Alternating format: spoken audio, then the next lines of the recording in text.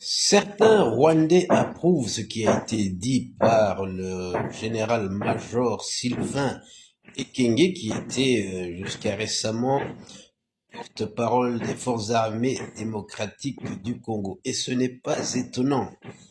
Ce que le général Ekenge a dit à propos des femmes Tutsi, ça vient du Rwanda. Au Rwanda, on le dit aussi. On le disait avant le génocide. Et ça explique aussi que il y a eu un génocide parce qu'on n'a pas épargné les femmes ni les enfants en disant que les femmes Tutsis ceci, les enfants cela, comme le serpent. Parce qu'il y a un proverbe au Kinyarwanda qui dit quand tu tues le serpent, tu tues même le serpent femelle qui est enceinte, enceint ou enceinte. Voilà, c'est ça. C'est de l'idéologie génocidaire. On ne combat pas les combattants, mais on tue tout le monde. C'est triste. Les Rwandais qui dénoncent les dires, les propos du général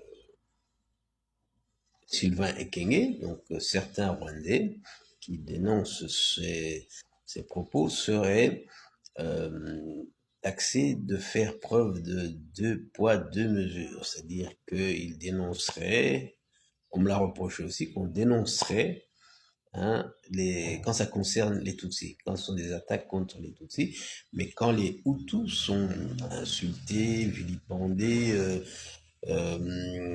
diabolisés, tout ça, que les gens ne feraient rien, notamment que les autorités de Kigali ne dénonceraient pas les gens qui, au Rwanda, ou certains influenceurs qui passeraient leur temps à insulter les Hutus, ou alors même à dire que si Kagame était pas là, on ferait un autre génocide.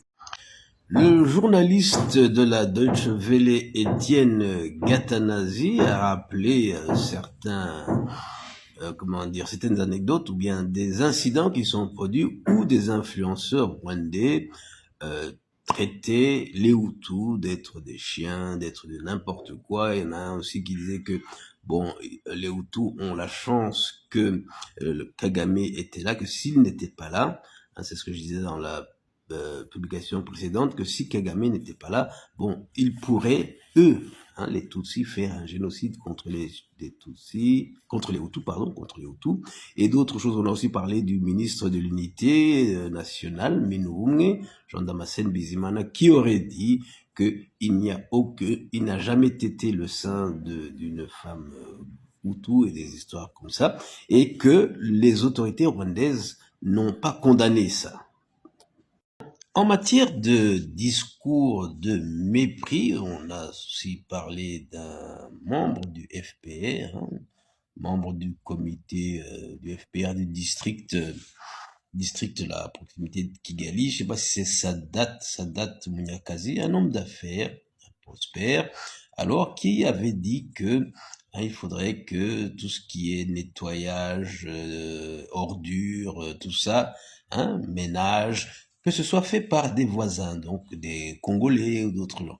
Et ça avait choqué évidemment, ça avait été dénoncé, condamné, mais pas plus. Donc on n'a pas dit qu'il avait été éjecté du parti ou qu'il y avait eu d'autres sanctions de poursuite. Voilà. Donc les gens disent, voilà, c'est deux poids, deux mesures. Quelqu'un peut insulter des ressortissants des pays voisins ou d'autres ethnies, mais ça ne passe rien d'autre.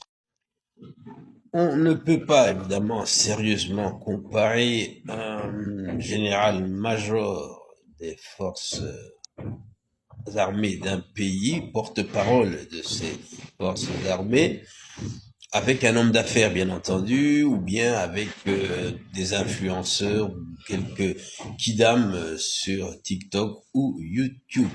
Mais les gens disent que quand même, que parfois, quand le ministre de l'Unité nationale, je l'ai déjà mentionné, Jean Damascène Bizimana s'exprime, ou alors le général Kabarebe, que ça frôle aussi des propos méprisants, ça.